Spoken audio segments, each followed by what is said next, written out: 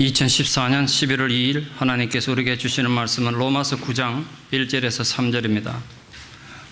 신약 251페이지 로마서 9장 1절에서 3절을 봉독에 올리겠습니다.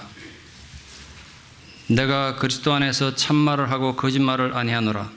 나에게 큰 근심이 있는 것과 마음에 거치지 않는 고통이 있는 것을 내 양심이 성령 안에서 너와 더불어 정언하노니 나의 형제 곧 골육의 친척을 위하여 내 자신이 저주를 받아 그리스도에게서 끊어질지라도 원하는 바로라. 아멘.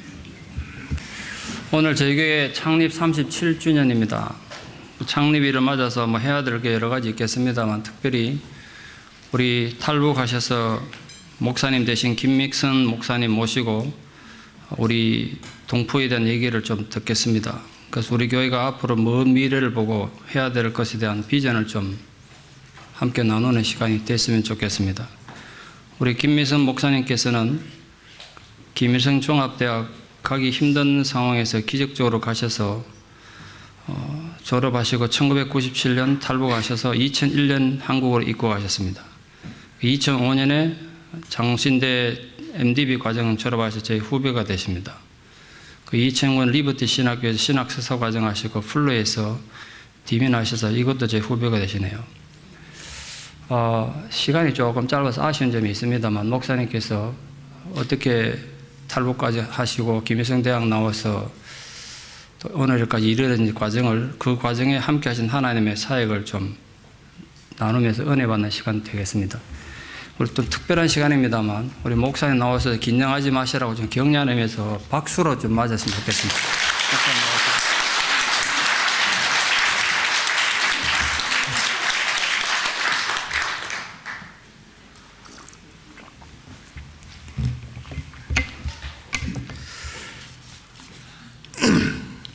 그럼 제가 풀로에서 마지막 공부를 할 때 총장이셨던 닥터 리차드 마오라는 분이 계셨습니다. 지금 은퇴했다고 제가 들었는데 그분 대표적인 저서 중에 특별한 책이 하나 있습니다. 책 제목은 칼빈주의 라스베가스 공항에 가다, 이런 책이 있습니다. 닥터 리차드 모어라는 그 저자가 그 책에서 북한을 언급했습니다. 그래서 그분이 그 책에서 칼빈교리, 그 오대교리라 그러죠. 칼빈의 오대교리, 튜립이라 그러죠. 전적인 타락, total depravity. 두 번째는 뭡니까? unconditional election, 무조건적 선택. 세 번째는 제한 속죄, limited atonement. 네 번째는 irresistible grace, 불강력적인 은혜, 하나님의 은혜죠. 다섯 번째는 perseverance of the saint, 성도의 견인, 하나님이 영원히 끝까지 이끌어 가신다. 네 번째 부분에서 저자가 북한을 언급했습니다. irresistible grace죠. 불가항력적인 은혜. 그래서 저자가 이렇게 썼습니다. 나나 당신이 만일 북한에서 태어났다면 우리를 향한 하나님의 그 불가항력적인 은혜는 어떻게 되는가? 우리는 우리를 인간 숭배의 지옥 북한에서 태어나지 않게 하신 하나님의 그 불가항력적 은혜에 감사해야 한다. 백인 신학자입니다. 백인 신학자, 풀로 신학대학 총장이셨던 그분이 이렇게 말하고 있습니다.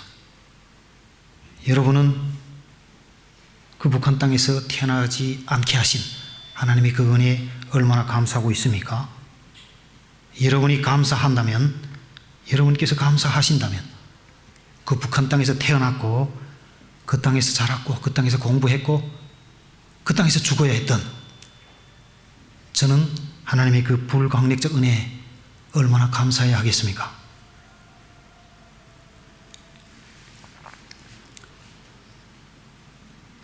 하나님 은혜를 어찌 다 말할 수 있습니까? 짧은 시간에. 저는 이제 때때로 뒤돌아볼 때 있습니다. 여러분 그렇지 않습니까? 삶을 돌아볼 때가 있죠. 저는 웬일인지 제 삶에는, 제 생애는 하나님 은혜밖에 보이지 않아요. 제가 뭐 노력하고 제가 뭐 이렇게 뭘 한 흔적이 없습니다. 그냥 주님께서 끌어오시는 대로, 제 목덜미를 잡아서 끌어오시는 대로 제가 끌려왔다는 그런 생각밖에 들지 않습니다, 여러분. 주님께서 얼마나 많은 은혜를 부으셔서 북한에서 태어났던 저를 중국 땅 거쳐서, 한국 땅 거쳐서, 미국 땅 거쳐서 여러분 앞에 서게 했겠습니까? 그 많은 은혜를 다 말할 수 없는 그 크신 은혜를 여러분 제가 조금이나마 여러분과 나누는 시간 되시기를 기원합니다. 주님께서 저를 북한에서 공부시키셨습니다. 북한 나름대로 최고 학부라고 하는 그 김일성 종합대학, 그 무시무시한 대학에서 저를 공부시켰습니다. 김일성 종합대학을 서울 사람들은 서울대학교라고 그러는데 서울대학교 같은 대학이라고 제가 보건 데는 비교할 수 없습니다. 서울대학교는 공부 잘하면 갈 수 있잖아요. 근데 북한 김일성 종합대학은 공부 잘해서 가는 학교가 아닙니다. 공부 잘해야 한다는 그 조건 앞에 한 가지 조항이 더 있습니다. 족보에서 흠 없는 자를 골라서 입학시켜라. 이렇게 김일성 종합대학 입학생 선발 원칙이 되어 있습니다. 그래서 제가 김일성 대학을 졸업했다니까 밖에 분들이 당신 부모님이 북한에서 크게 한 자리 하지 않았느냐 이렇게 질문하는 분들이 있습니다. 여러분 저는 그게 아닙니다. 저는 북한에서 가장 비천하고 가장 천대받는 가장 무권리한 그런 신분자였습니다. 저희 족보는 반동분자의 족보로 기록되어 있습니다. 북한에서. 저 할아버지가, 제 친할아버지가, 아버지의 아버지죠. 그 친할아버지가 6.25 전쟁 때 국방군과 우리 국군과 미군이 북한 지역 올라가서 치안을 위해서 이제 조직했던 치안대라고 하는 그 반군사단체, 그 반공군사단체 대원으로, 치환 대원으로 가담했다고 족보에 그렇게 기록되어 있습니다. 제 누이 동생이 국가보위부에 다 그 족보가 있는데 북한 주민들은, 일반 주민들은 제 족보를 알 수가 없습니다. 어떻게 기록되어 있는지. 나쁘게 되어 있다, 좋게 되어 있다, 아주 좋게 되어 있다, 아주 나쁘게 되어 있다, 이 정도로 알지 구체적으로 어떻게 적혀져 있는지 알지 못합니다. 국가보위부의 기밀 문서에 보관되어 있기 때문입니다. 제 동생이 국가보위부에 글을 잘 써가지고 국가보위부에 이제 서류 작업에 동원된 적이 있습니다. 그 동원됐다가 국가보위부 간부 하나를 삶아가지고 우리 가문의 족보를 읽어봤답니다. 그 족보에 우리 할아버지 족보란에 이렇게 적혀 있답니다. 이 자는 지난 6.25 조국해방 전쟁 당시 악질 치안대 가담자임. 이렇게 한 줄이 먹으로 기록되어 있답니다. 이 족보 때문에 우리 아버지는 죽을 때까지 북한 노동당을 위해서 노동당에 입당하려고, 가입하려고 그렇게 노력을 했는데 노동당원이 되지 못하고 죽었습니다. 지금 북한에 있는 우리 형님, 우리 누이 동생들이 다 시집장가 갔지만 그렇게 북한 땅에서 노동당에 충성하기 위해서가 아니라, 수령께 충성하기 위해서가 아니라 인간답게 최소한의 인간다운 삶을 살기 위해서 노동당에 입당하려고 하는데 족보 때문에, 이 반동분자 족보 때문에 아직도 당원이 되지 못했습니다. 여러분 저는 이렇게 비참한 신분자였는데 어떻게 김일성 종합대학에 입학했겠습니까? 저는 대학 이름도 알지 못했습니다. 북한 땅에서. 김일성 종합대학이라는 학교가 북한 땅의 평양에 있다는 걸 알지 못했습니다. 하나님께서 그 먼 전에 제 인생의 그 초식에 하나님 이름조차도 제가 맹아적으로 예수님 이름조차 모르던 그때 제 삶에 개입하셨습니다. 그래서 제가 그 비참한 신분 때문에 공부를 했겠습니까? 우리 어머니가 저한테 공부하라는 소리를 했겠습니까?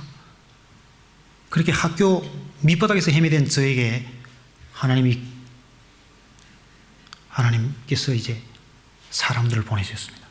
선생님, 대학을 마치고 대학에서 수석으로 졸업한 그 정열적인 천혜 선생님을 우리 학교에 보내셨고 그 선생님이 저한테 저를 붙잡아서 공부시키기 시작했습니다.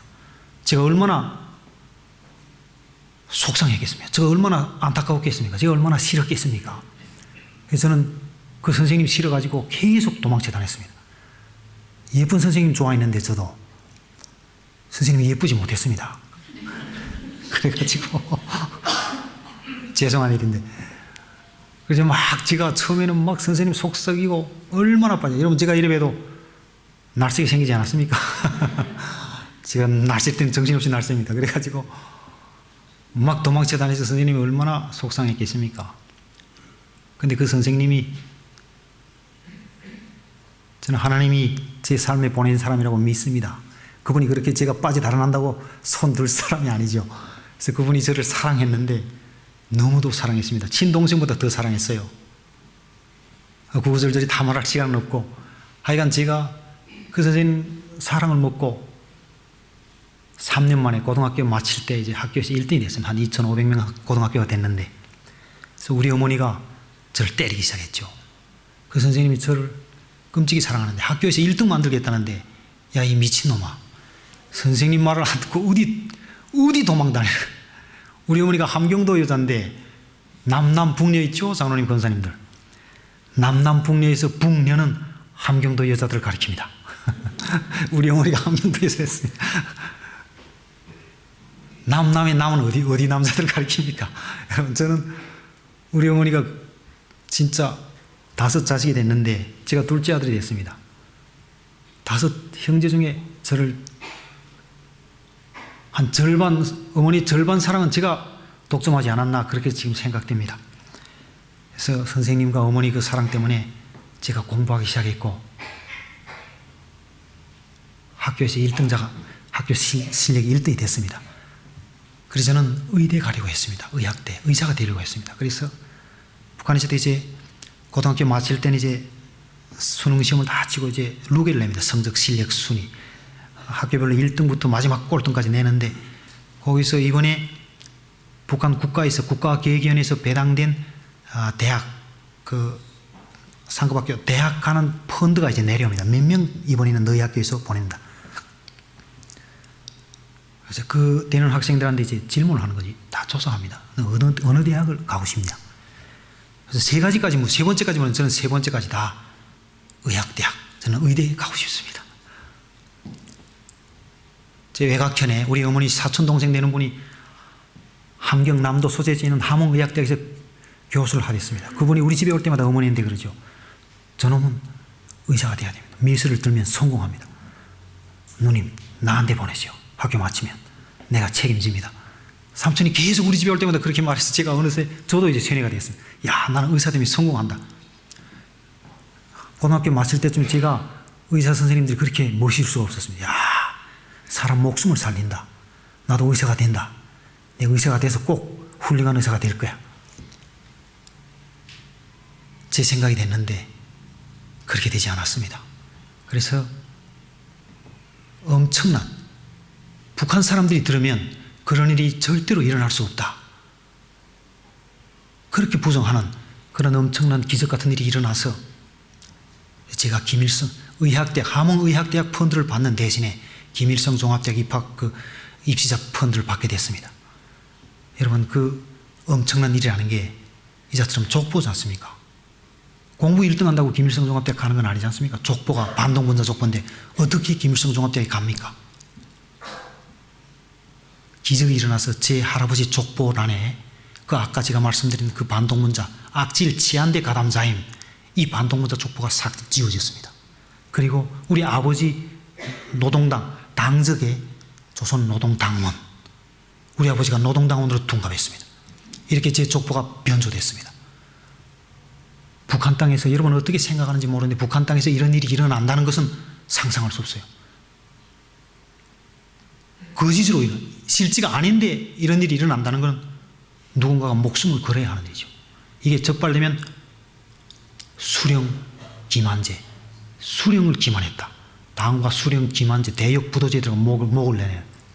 그런 일이 일어나서 제가 출신적으로는 좋은 집안의 둘째 아들이 돼가지고 김일성 종합대학 입학시험 치러 가게 됐습니다.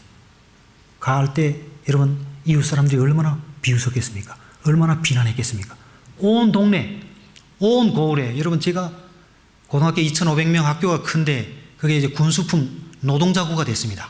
노동자구라면 여러분 이해하십니까? 공장구역, 노동자들이 밀집되어 있는 공장구역을 이제 공단이라 그러죠. 한국말 공단이면 비슷한가? 구로공단 이거 있지 않습니까? 네, 그 군수품 공장인데 탱크 공장이 됐습니다. 지금도 북한 탱크가 생산되는 그 공장 지역인데 그 노동자구 군수품 공장 지역이 됐는데 그 노동자만 한 15,000명이 됐습니다. 노동자만 가족까지 다 합하면 한 5만 명 되는 구역이 됐죠. 거기 있는 사람들이 제가 김일성 종합대학에 입학시험 치러 간다니까 다 비웃었습니다. 한 사람도 잘 됐다고 격려하는 사람이 없었습니다. 여러분 제 말이 거짓말이 아닙니다. 그래가지고 그런 비웃음 조롱 속에 제가 입학시험 치러 여러분 그렇지 않겠습니까? 비웃는 게 정상이죠. 북한 사람들이 잘못된 게 아니죠.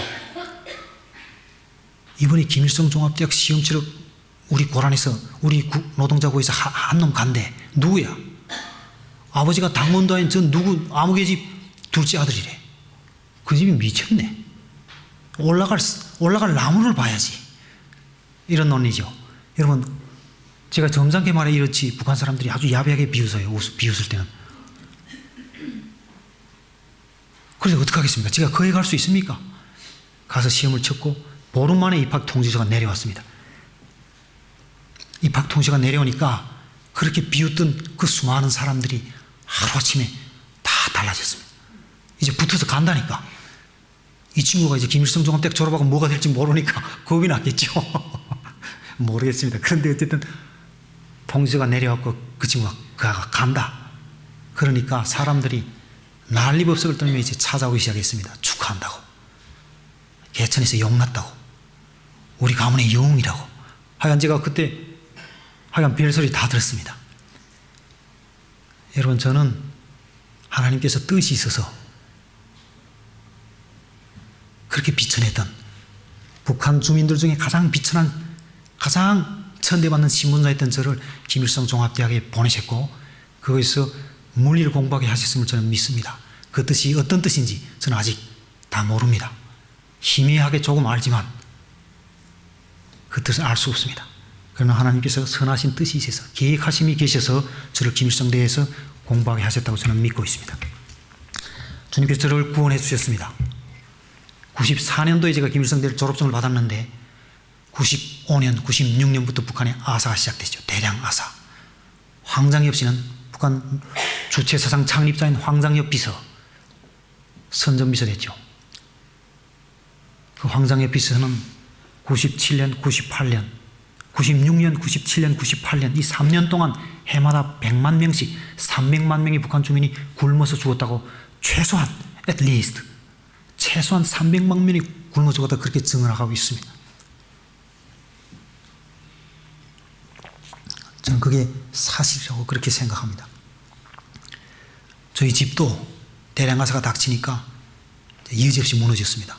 그래서 97년 1월 달에 저희 아버지가 기아로 잡수치 못해서 우리 아버지는 병도 별로 없고 깨끗한 분인데 환갑을 조금 지났는데 63세에 돌아가셨는데 갑자기 속탈을 만나가지고 누웠는데 그 다음에 식량이 있습니까?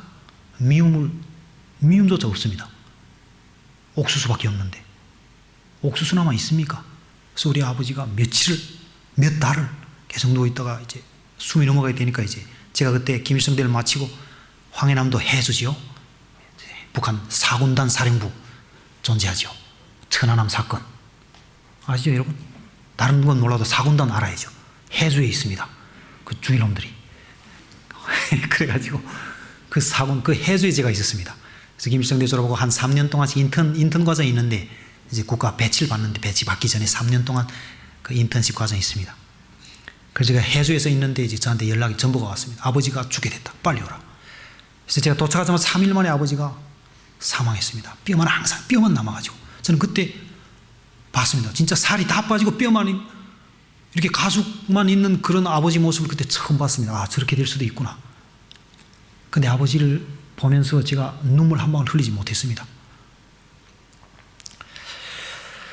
그리고 이제 얼마 지나지 않아서 제 조카가, 우리 형님 아들이죠. 3살짜리 조카가 그렇게 총명했던 그 우리 어머니가 그렇게 기여했던 그 조카가 이제 그 엄동 설안에 차디찬 그 콘크리트 방에서, 냉방에서 한 며칠 동안 혼자 있다. 3살짜리 아기가 혼자 있다. 울다가 엄마를 찾다 이제 질식해서 숨이 넘어갔습니다. 우리 어머니가 이런 상황에서 충격을, 쇼크를 먹어가지고 실어증에 걸렸습니다. 말을 못 하시더라고요. 저하고. 제가 오랜만에 왔는데 말을 못 하시더라고요. 북한에서는 몰랐습니다. 그런 병명이 있다는 걸. 실어증이 있지 않습니까? 병명. 인간이 충격을 급격히 극심하게 받으면 언어 장애가 온다. 제가 이렇게 위기 상황에 빠졌던 제 삶의 가장 극단적인 위기 상황이 이제 조성됐습니다. 그때 이제 제가 기도가 생각났습니다. 하늘에 있다는 그 신에게 기도해야 되겠다. 그런 게 저희 그때 기도를 알고 있었습니다. 하나님이 성품은 몰랐지만, 예수님의 사역은 몰랐지만, 여러분 성경은 제가 몰랐지만, 찬송은 몰랐지만 기도를 알고 있었습니다. 기도를 하는 모습을 본 적이 있습니다. 너무 감동적으로. 아시겠지만 89년 전국 대학생 협의자, 전국 전대협이라고, 협의회라고 그러죠. 전대협. 임수경 씨가 북한에 넘어갔습니다. 북한에 가서 세계 청년학생 축전에 이제 남측 대학생 대표로 참가했죠. 그래서 나올 때는 북한 그 행사에 다 참가하고 나올 때는 판문점에서 판문점 걸어 나오겠다 하니까 유엔사가 막았습니다. 안 된다. 여기가 어디라고. 돌아서 네가 들어간 대로 다시 돌아 나오라. 임수경 씨가 그렇게 할 수 없다. 내 땅인데, 우리나라 땅인데 나는 판문점 걸어서 나가겠다. 안 된다니까. 그럼 나 여기서 죽겠다. 길 열 때까지 여기서 단식하겠다. 그래서 단식에 들어갔습니다. 그때 한국의 한국 천주교 정의구현 사제단 문규현 신부가 또 독일을 통해서 평양에 들어갔습니다. 그래서 판문점에서 임수경 씨하고 같이 통일을 향한 이 대학생과 나는 함께 하겠다 해가지고 거기서 이제 단식 같이 했고 유엔사가 길을 열었습니다. 그럼 죽지 말고 여기로 넘어오라. 그래서 넘어가기 직전 그 문규현 신부가 북한 측의 요구에서 미사를 드렸습니다. 그 중앙분계선 밟고. 그때 북한은 자기들의 행사니까, 자기들 찾아온 남측 주민들의 행사니까 그걸 북한 전역의 주민들에게 생중계했습니다. 그래서 저는 김일성 대학에서 그 행사를 지켜봤습니다. 문규현 신부님이 미사를 시작하면서 눈을 감는데 눈을 감자마자 눈물이 진짜 빗물처럼 하염없이 흐르기 시작했습니다. 그때 한 기도가 그 유명한 기도 성 프란시스코의 기도입니다. 주여 나를 평화의 도구로 써주옵소서. 제가 아직도 기록되어 있습니다. 제 마음에. 미움이 있는 곳에 사랑을,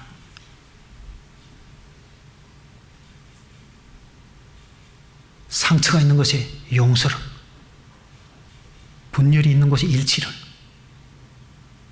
의혹이 있는 곳에 믿음을 심게 하소서. 이런 북한 주민들이 이런 말을 들어본 적이 있었겠습니까? 그때 그 성프란시스코의 기도를 들으면서 북한 주민 대다수가, 많은 사람들이 눈물을 흘렸다고 해요. 탈북자들이 한국에 와서 증언합니다. 국정원 조사 과정에. 저도 엄청난 감동을 받았고 우리 친구들하고 얘기를 나눴습니다. 제 친구들 중에 아주 천재 같은 친구 하나 있는데 북한 김일성 대학의 악단에서 바이올린 수, 또 이제 드럼 세트로 이제 하고 있었는데 저보다 이제 공부는 엄청나게 잘했고 악기는 손에 잡으면 못하는 악기가 없었습니다. 그런 친구가 지금 북한에서 이제 장교가 돼가지고 군복을 입고 있는데 평양에 있다고 저는 알고 있습니다. 그 친구가 저에게 한 말이 기억되어 있습니다. 야, 대학을 시시한 대학을 하나 졸업해가지고는 저렇게 못하겠는데, 나와서 이제 저한테 그렇게 말을 하더라고요. 문규현 신부의 그 기도를 듣고. 여러분, 제가 어머니 죽게 되니까 제가 그 기도를 생각해가지고 이제 기도하기 시작했습니다. 어디서 했겠습니까? 화장실에 가서 했습니다. 북한에서 화장실이 제일 독립된 공간이지 않습니까? 제가 화장실에 갈 때마다 앉아서 엄마를 살려달라고 기도하겠어요. 신이여 계신다는데, 저 하늘에 계신다는데 제가 당신이 계시는 걸 믿겠습니다. 죽어가는 우리 엄마를 살려주십시오. 그 외마디를 계속 하는데 한 두어 달 했다고 저는 생각합니다. 한 두어 달 계속 화장실 갈 때마다 엄마를 살려달라고 계속 기도하는데 어느 날 하나님이 제 마음에 말씀하시는 걸 제가 들었습니다. 야, 네가 그렇게 네 엄마를 살려달라고 울부짖는데 내가 네 엄마를 살려주면 네가 나한테 뭘 주겠느냐, 그렇게 말씀하시는 것 같더라고요. 그래서 제가 정신을 번쩍 차리고, 여러분 북한 사람들은 줄 게 없어요. 뭐 가진 게 있어야 주죠. 아무것도 없잖아요. 집이 내 겁니까? 땅이 있습니까? 뭐 학력이 있습니까? 건강이 있습니까? 목숨. 북한 정권도 아니까 북한 사람들한테 당과 수령을 위해서 네 목숨을 초계처럼 바쳐라, 이렇게 세뇌시킵니다. 이렇게 교육을 합니다. 저도 그렇잖아요. 수령께 우리 어머니가 죽어가는데 우리 어머니 누구 때문에 죽었습니까? 우리 어머니 살리지 못하는 그 북한 수령과 북한 정권에게 내 목숨을 바칠 수 있습니까? 목숨밖에 없는데, 아무것도 없고. 그래서 제가 그 질문에 나 목숨밖에 없는데 내 목숨 괜찮습니까? 목숨 바치고 싶습니다. 오케이 돼야 되겠는데 하나님은 오케이 하지 않으셨습니다. 야, 네 목숨이 얼마짜리냐? 그렇게 말씀하시더라고요. 네 목숨이 몇 달러짜리냐? 저는 그때 알았습니다. 여러분, 조금이나마, 제가 다는 몰랐죠. 내가 얼마나 쓸모없는 자인가, 내가 얼마나 무가치한 자인가, 내 삶이 얼마나 무미한 삶인가 하는 걸 그때 깨닫기 시작했습니다. 여러분, 아버지 쌀이 없어 돌아가는데, 미움 한 접시 없어 돌아가셨는데, 조카가 먹지 못해서 냉방에서 겨울에 죽었는데, 엄마가 지금 숨 넘어가려고 하는데 제가 어디 가서 쌀 한 줌 훔치오지 못하는데, 그런 아들이 존재할 가치가 있습니까? 내 목숨이 과연 얼마짜리입니까? 그럼 제가 무가치함을 느끼기 시작했습니다. 하나님께서, 자비하신 하나님께서 저를, 죽고 싶었던 저를 살리셨습니다. 그래서 우리 어머니도 살려주시고, 제가 울부짖던, 제가 간절히 원하던 그 어머니의 생명을 주님께서 살려주셨고, 지금도 북한에 살아있습니다. 저도 죽고 싶었는데, 정말 죽고 싶었는데 무가치했던 저의 삶을 주님께서 살리시고 탈출시키셨습니다. 그 북한 땅에서. 그래서 중국으로 주님 인도하심 따라 그 중국 국경을, 두만강을 헤엄쳐 건너서 중국 땅으로 탈출했습니다. 탈출하는 과정에도 하나님의 그 구체적이고 놀라운 은혜들이 너무 많은데 제가 시간상 약하겠습니다. 중국 땅에서 주님께서 저를 만나주셨고 소명을 부어주셨습니다. 두만강 건너서 중국 국경 맞은편에 나와 은신에 있는데, 여러분, 제가 어디로 가겠습니까? 중국말 단어 하나도 모르는데 아브라함처럼, 정말 아브라함처럼 갈 바를 알지 못해서 어디로 가? 이 넓은 대륙에 어디로 갈까? 갈 데가 없는데 어디로 갈까? 하나님께서 사람들을 보내주셨습니다. 하나님의 사람들을. 장로님들, 신실한 장로님들, 목사님들을 그 두만강 국경에서, 중국 땅에서 만났습니다. 거기서 난생 처음 성경을 전달받았습니다. 아가페의 큰 걸 성경이죠. 북한 사람들은 성경을 이제 처음 접하면 어려워합니다. 읽기 힘들어하고 너무 이렇게 납득이 안 된다고 어려워하는데, 저는 그렇지 않았습니다. 여러분, 제가 자랑이 아닌데 정말 근데 너무 제가 심령이 가난해가지고, 갈급해가지고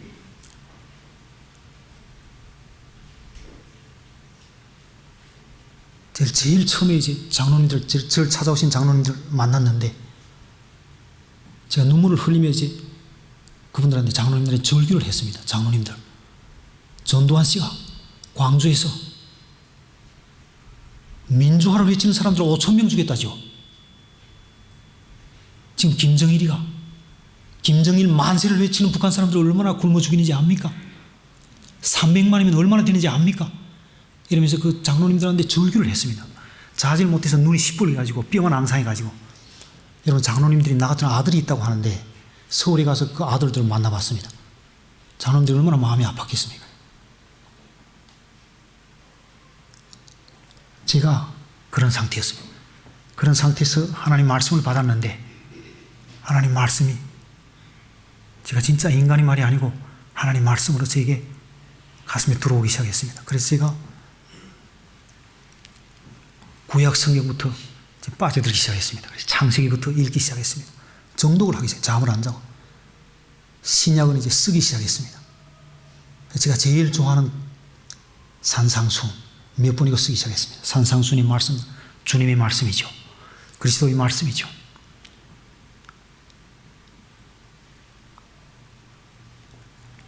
마태복음 5장 46절 너희가 너희를 사랑하는 자를 사랑하면 무슨 상이 있으리요 세리도 이같이 아니하느냐 너희가 너희에게 문안하는 자를 문안하면 남보다 더하는 것이 무엇이냐 이방인들도 이같이 아니하느냐 하늘에 계신 너희 아버지처럼 너희도 온전하라.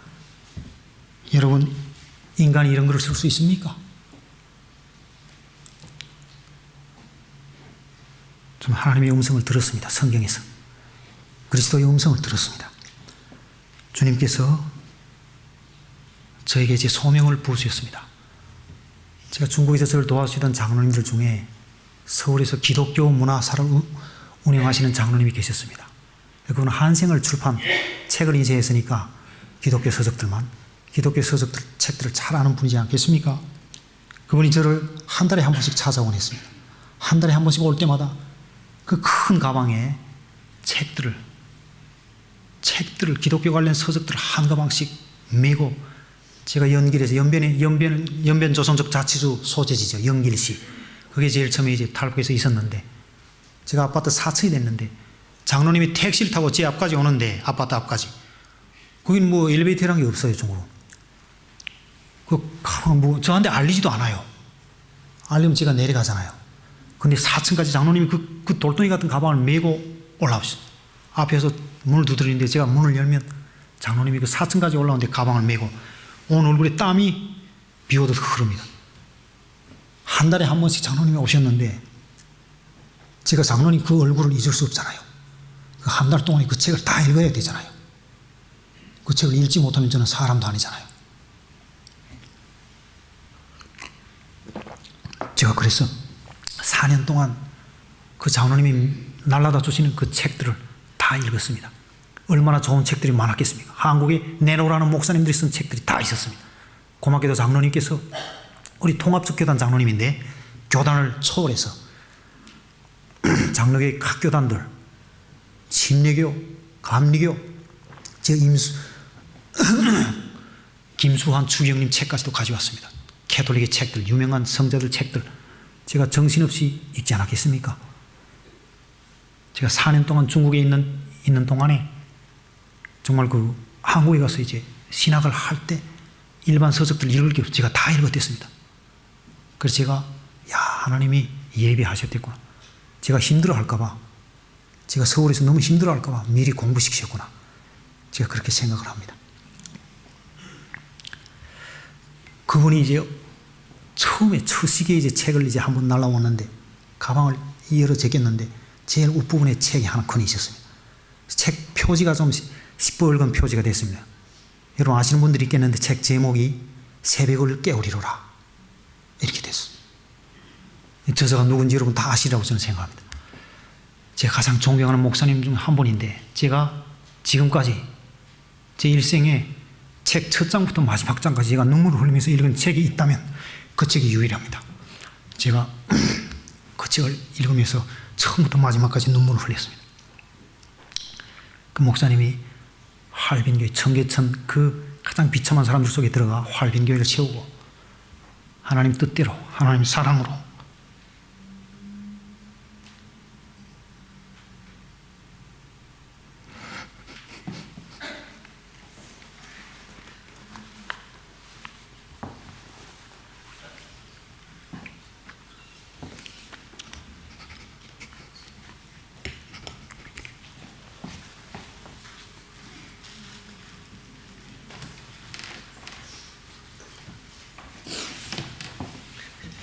여러분 죄송합니다.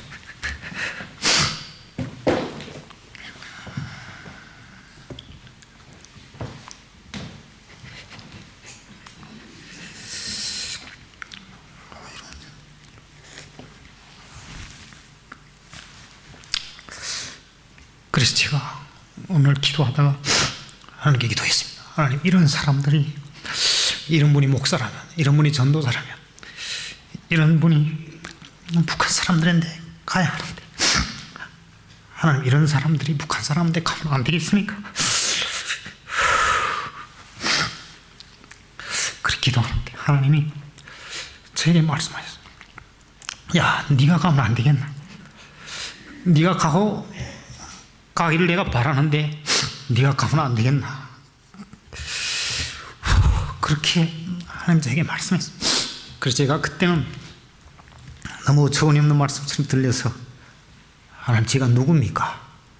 여러분, 성경이 그렇게 말하지 않습니까? 다. 저는 그 말씀들이 얼마나 위로가 되는지 몰라요. 모세도 그렇게 말했죠. 하나님, 제가 누군데 제가 어떻게 북한 사람들한테 갑니까? 저는 못 가겠습니다. 아니야, 네가 가야 될 것 같아. 하나님이 계속해서 말씀했고 지금도 그렇게 말씀하고 있습니다. 너무 죄송하지만 저는 지금도 하나님께 말씀합니다. 하나님, 저는 아직도 못 가겠습니다. 하나님이 그렇게 중국 땅에서 저에게 소명을 주셨습니다. 그래서 4년 동안 중국에 제가 4년 있었습니다. 4년 동안 있으면서 하나님께서, 제가 중국 공안에 한번, 중국 경찰에 체포도 한번 됐댔는데, 대련시에서 따렌시라고 했죠. 진저우취입니다. 진저우취. 우리말로 진저우취. 중국말로 진저우취죠. 우리말로 금주구라고 그러죠. 대련시 금주구에 제가 있었는 한 1년 동안 거기서 중국 경찰에 체포됐습니다. 하나님께서, 하나님 사람들도 동원해서 체포되자마자 다음 날로 엄청난 거액을 또 들여서 저를 탈출시키셨습니다. 4년 동안 있는 과정에 하나님이 또 걸음걸음 저를 이렇게 지키다가 4년 만에 007 작전을 일으키셔서 저를 중국 땅에서 서울로 오게 했습니다. 그래서 2001년 3월 말에 이제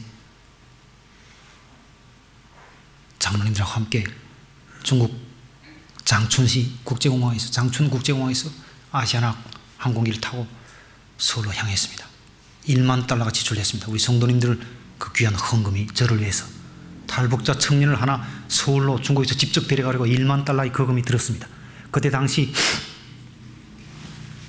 탈북자 한 사람을 중국에서 직접 3국을 거치지 않고, 동남아 3국을 거치지 않고 중국에서 직접 서울로 데려가자면 한국 돈 800만 원 정도, 800만 원 정도가 필요했습니다. 근데 저는 그때 환율로 1240만 원, 1만 달러면 1240만 원입니다. 큰 돈이 들었습니다.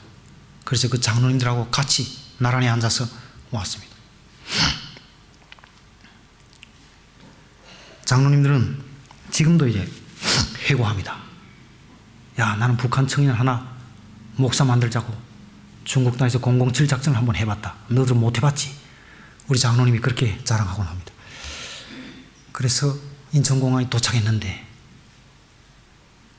중국에서 장춘에서 떠날 때는 진눈값이 안 날려서 비행기가 2시간 동안 딜레이 됐습니다. 아침 시간이 됐는데, 서울에 딱 도착 한 낮 시간 12시가 거의 됐는데 오니까 구름 한 점 없이 화창한 새파랗게 하늘이 밝았는데 바닥을 활주로를 보니까 다 젖었어요. 물 뿌린 것처럼 다 젖었는데, 물어보니까 방금 전까지 허리에서 진눈가비가 날렸답니다. 근데 조금 전에 하늘이 열리고 다 녹았다. 하늘이 저를 축복하는 것 같았습니다. 그래서 내렸는데 국정원에서 조사관들이 2명 나왔습니다. 저를 호송해 가려고. 그래서 그 국정원 루트로, 그 공항 국정원 루트로 제일 우측에 있었습니다. 나가는 쪽으로. 제일 우측으로 이제 아무런 거침없이 순식간에 나가가지고 자동차를 파크를 제일 저쪽 파킹을 또 반대쪽에 했다 그래요. 그래서 그 인천국제공항 대기실을 기다림 카널 가로질렀습니다. 한 10분 걸어야 되잖아요. 급속도로. 그래서 조사관들 양쪽에 서고 이제 제가 가운데 있어서 걸어가는데 우측에선 조사관님이 그렇게 물었습니다. 이 공항을 보니까 어때요? 그래서 제가 너무 멋있습니다. 제가 중국에 있을 때 북경 국제공항 몇 번 갔댔는데 비교하지 못하겠습니다. 그게 너무 초라합니다. 그랬더니 조상아님 그래요. 정말 그렇습니까? 그래. 정말입니다. 그러니까 사실 우리도 오늘 이 국제공항에 처음 나왔습니다. 그래서 제가 무슨 말씀 이렇게 보니까 이 국제공항은 어제 개항했습니다. 당신은 북한 주민 1번으로 지금 인천국제공항으로 입국하고 있습니다. 그래서 제가 감사해야 하지 않습니까? 그래서 하나님께 머리를 떨구며 감사해요. 주님 감사합니다. 주님은 늘 그렇습니다. 저를 무슨 사건이 있을 때마다 저를 일본에 세워주십니다. 처음으로 네가 해라. 탈북을 해도 네가 처음 하고, 장신대 가도 탈북자로서 일본으로 가서 공부하고, 탈북자로서 미국에 가도 일본으로 가라. 공부해라. 하나님이 자꾸 왜 일본으로 해서 저는 너무 소심 용기가 없는데, 그래서 당신은 일본으로 인천국제공항으로 입국하고 있습니다. 제가 감사했습니다. 주님께서 또 부족한 저를 그 유명한 장로의 신학대학원에 입학시키셨습니다. 반대한 사람들이 있었습니다. 대학 원장 교수님 다 반대했습니다. 북한에서 어지거지 온 사람이 어떻게 우리 대광로로에서 공부할 수 있느냐. 성경을 어느 정도 아는데, 영어를 어느 정도 아는데, 세례는 언제 받았는데, 이런 조건이 많지 않아요. 신학생이 된다는 게 어려운 일이지 않습니까? 하나님이, 저는 안 하자고 그랬습니다. 장로님 관둡시다. 제가 오자마자 적응도 못하고 있는데 적응 좀 하고 서울 생활에 적응하고 천천히 다니겠습니다. 하나님께서 망문회가로 미신 것 같습니다. 그래서 제가 그 다음 해부터 2002년부터 강로로 신대원에서 공부하기 시작했습니다. 그래서 2005년 98기로 졸업했습니다. 얼마나 어려웠겠습니까? 제가 신학 디그리를 3개 과정을 3개 했는데, 미국에 와서 2과정을 했는데 미국에 와서 공부는 별로 어렵지 않았습니다. 그래서 리버티 거기서 신학 석사를 했는데 아주 성적이 좋습니다. 근데 광나루에서 MDB 할 때 너무 힘들었습니다. 서울 생활에 적응한다는 게 쉽습니까, 여러분? 서울 사람들 얼마나 냉정합니까? 냉정하다 하지 않으시라는 말씀인데, 냉정한데 북한 사람들한테 너무 냉정하더라고. 신학생들, 저는 신학생들이라 그래서 다 예수님 손자 손녀들쯤 되는 줄 알았습니다. 아니죠. 얼마나 스트레스 많이 받는지. 또 공부는 얼마나 어렵습니까? 서울대 졸업한 분들 중에 한국에 한 250개 이상 된다는데, 신학교가 거의 300개 되는 걸로 제가 알고 있는데, 신학교만 별 신학교를 다 합해서. 근데 그 중에 제일 세다는 대학이 아닙니까? 장신대, 총신대. 서울대 졸업생들이 우리 장신대에 더 많이 오더라고요. 제가 98개 한 6명인가 그렇게 됐습니다. 서울대 학부 졸업생들이. 그 중에 이제 아버지 어머니가 평북 용천에서 온 분들이 있었습니다. 그런 동생이 있었습니다. 저보다 나이가 한 서너 살 아래. 그 서울대 졸업생이 저하고 이제 친했는데 그렇게 도와줬습니다, 저를. 제가 마지막에 너무 이제 히브리어 헬라어가 힘들어가지고 때려치우려고 그랬어요. 진짜 나 감독했다. 정말 그랬습니다. 너무 힘들어가지고. 근데 그 친구가 이제 저를, 형님, 내가 때려치우면 형님 때려치우면 됩니까? 내가 시험질 하나 더 써주는 한이더라도 이렇게 하나님이 사람들을 늘 이렇게 붙여줍니다. 내가 너무 약하니까 주님께서 늘 이렇게 사람들을 붙여줘서 제가 그 어려운 광나루 장신대 신대를 마칠 수 있었습니다. 마치는데 제가 또 욕심이 있어가지고, 주님, 미국 가서 한번 공부하고 싶습니다. 그리고 처음 있는 기도를 또 시작하기 시작했어요. 제가 꼭 한 가족만 하고 싶은데 꼭 좀 보내주십시오. 불가능하지 않습니까? 제가 뭐 가능한 게 있습니까? 그때는 전도사인데 교육전도사, 어느 자그마한 교회 교육전도사 사례비 50만 원. 재정 서류가 불가능합니다. 제일 중요한 재정 서류. 공부하러 가는 놈 돈 없이 어떻게 가? 재정 서류를 보잖아요, 영사들이. impossible. impossible이 어디 있습니까? 여러분, impossible이 어디? Where is impossible? 제가 기도하기 시작했습니다. 제가 진짜 작정해서 기도하면 하나님이 안 들어주신 게 없습니다. 한 2달 기도했더니 또 하나님이 순간에 길을 열어줬습니다. 그래서 재정 서류를 또 그럴듯하게 했고 인터뷰를 했습니다. 영사님이 3마디를 물어봤습니다. 북한에서 왔습니까? 그래서 예. 목사님이십니까? 그래서 예. 전도사를 영어로는 인턴십 패스트트랙 쓰죠? 신학 공부로 갑니까? 예. 내일 비자 나올 겁니다. 그래서 그 서류, 재정 서류 2달 동안 그렇게 악정고투하며 만든 재정 서류 보지도 않았어요. 그래서 미국에 왔고 여러분 앞에 지금 서 있습니다. 여러분, 저는 정말 하나님 은혜밖에 보이지 않습니다. 뒤를 돌아보면 지금 여전히 어렵고 힘들지만 힘들래 눈 감고 제 삶을 뒤돌아보면 하나님 은혜가 주마등처럼 파노라마처럼 제 눈앞에 흘러갑니다. 여러분, 주님께서, 선하신 주님께서, 자비하신 주님께서, 이곳까지 인도하신 주님께서 앞으로도 주님 선하신 그 뜻대로 저를 이끌어 가시리라고 저는 믿습니다.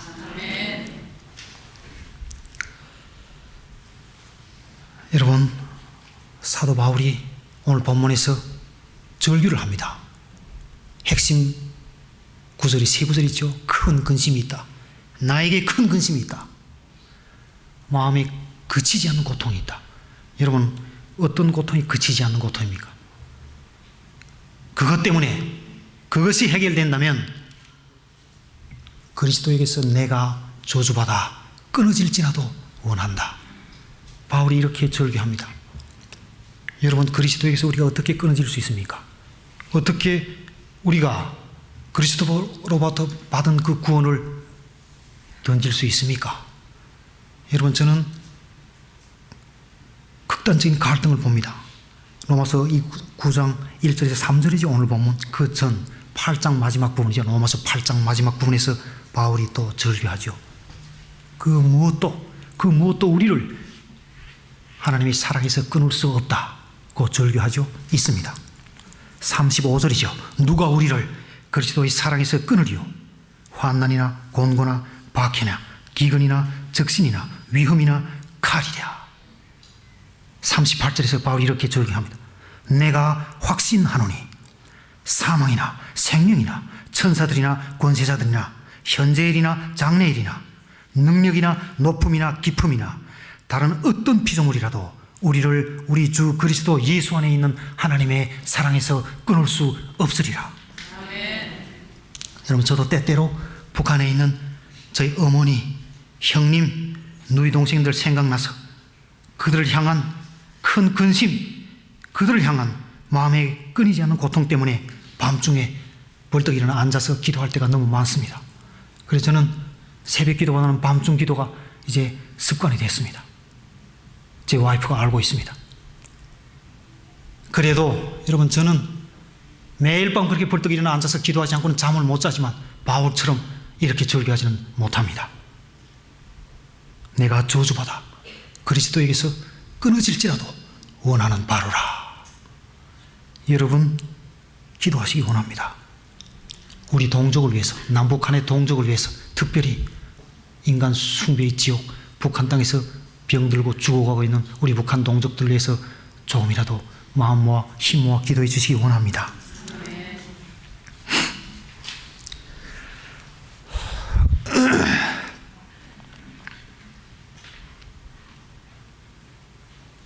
여러분, 탈북자들 한 10년 동안, 10년 남짓이 우리 한국교회 앞에 왔습니다. 한 3만 명.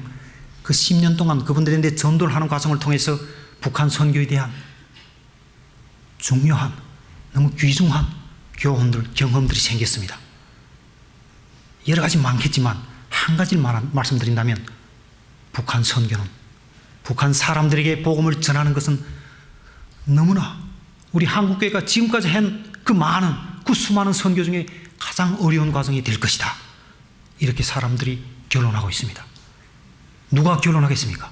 그 북한 사람들, 탈북자들을 직접 만나고 그들에게 복음을 전도해본 경험이 있는 사람들이 말합니다. 그 중에서 많은 사람들, 대부분의 사람들은 몇 년을 하지 못하겠다고 손들고 포기합니다. 북한 사람들하고 대화할 수 없다고 합니다. 대화할 수 없다. 여러분, 제가 동부에서 그 리버티스 석사과정을 할 때 토론토 한빛교회 간 적이 있어요. 큰빛교회든가? 임현수 목사님이라고 그 유명한 교회죠. 북한 속에 제일 북미주에서 가장 많이 하는 교회. 그 임현수 목사님 교회 간 적이 있는데, 나이아가라 폭포를 이제 관광하면서 거기 탈북자 가정들이 한 1~8 가정이 있었어요. 근데 거기 이제 그 선교 담당 목사님이 저한테 말하는데, 목사님, 북한 사람들하고 너무 힘들어요, 교제하기가. 내가 그 사람들 신방을 해야 되는데 대화할 수 없어요. 대화가 안 돼요. 그래서 우리 교회는 5,000명, 4,000명, 5,000명, 그렇게 큰 교회거든요. 담임 목사님이 너무 바쁜데 탈북자 가정 신방은 우리 담임 목사님이 해야 됩니다. 그렇게 말하다. 제가 충격을 받았습니다. 그리고 너무 감사했습니다. 그 담임 목사님에 대해서. 이러면 대화할 수 없다 그래요. 목회자들도, 사역자들도 북한 사람들 대화, 이야기 나눌 수 없다고 합니다. 워싱턴 DC에서, 제가 그 동부에서 북한 반인권 기록센터, 이런 단체가 있습니다. 윤여상 박사라는 분이 이제 대표인데, 그분하고 만난 적이 있습니다. 북한 반인권 기록센터. 북한 독재자들, 북한 통치배들이 반인권 그 사실 자료들을 다 기록했다가 이제 때가 오면 역사의 심판대에 세우겠다는 겁니다. 너무 귀한 조직이잖아요. 그 대표님을 만났는데, 그 윤여상 박사님이 저한테 그랬습니다. 우리 회사에 이제 북한 주 업무는 이제 북한 사람들, 탈북자들 이제 이렇게 그 인터뷰해야 되는데, 직원들을 선택하는데 다 크리스찬들, 한국교회 아주 열심히 있는 그런 청년 기독교인들을 다 받아서 이제 직원으로 받는데, 채용하는데 석 달을 넘기지 못한다는 거죠. 석 달 만에 다 못하겠다고, 북한 주민들하고 대화를 하지 못하겠다고 다 회사를 나간답니다.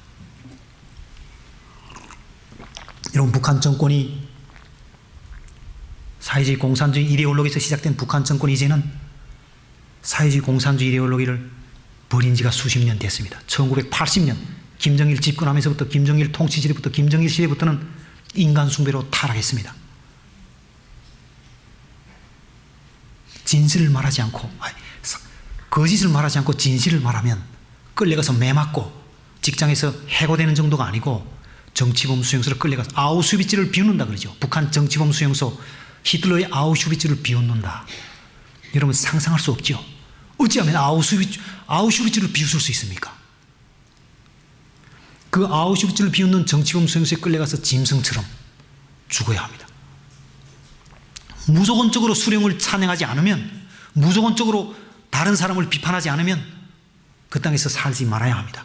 여러분, 이런 데서 살던 사람들이, 이런 데서 살던 북한 동포들이 우리와 어느 날 만나면 어떻게 만나자마자 대화할 수, 정상적인 대화가 가능하겠습니까?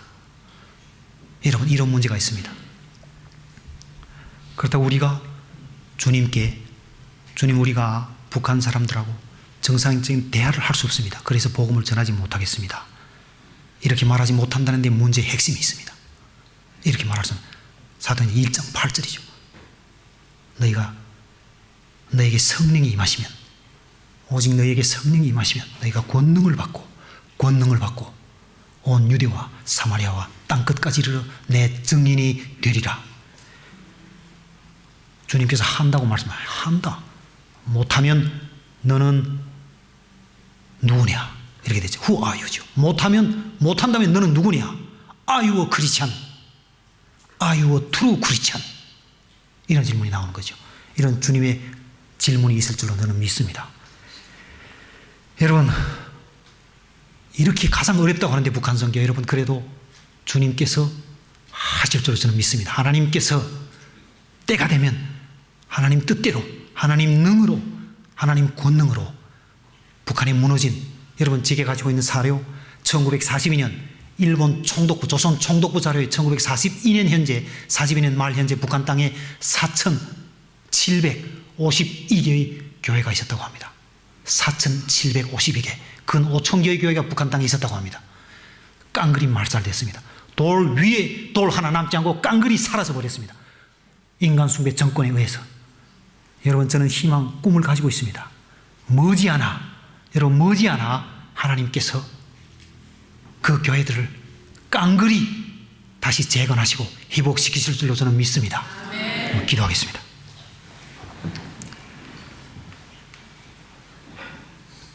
저는 은혜를 감사합니다. 하나님이 어디 계시는가고, 예수 그리스도가 어디 있는가고 절규하는 북한 주민들에게, 북한 우리 동족에게 십자가의 진리를 전하는 자들이 되기 원합니다. 주님, 우리의 어리석음 때문에, 우리의 나약한 믿음 때문에, 인간적인 우리의 모든 어떤 능력과 힘으로도 그들에게 주님께서 원하시는 대로 사랑할 수 없음을 저희들이 고백드립니다. 주님, 우리를 불쌍히 여겨 주옵소서. 북한 사람들을 향한, 북한 우리 동족들을 향한 주님의 그 애통하는 마음이 우리 마음에 담겨지기 원합니다. 북한 사람들을 향한 주님의 그 눈물이 우리 눈에 흐르기를 원합니다. 너희 착한 행실로 말미암아, 너희 착한 행실을 보고 저들이 하늘에 계신 너희 아버지께 영광 돌리게 하라고 하신 주님이 그 명령대로 우리가 행하는 자들이 다 되옵게 주님 은혜를 베풀어 주시옵소서. 감사드리며 주님 이름으로 기도드립니다. 아멘.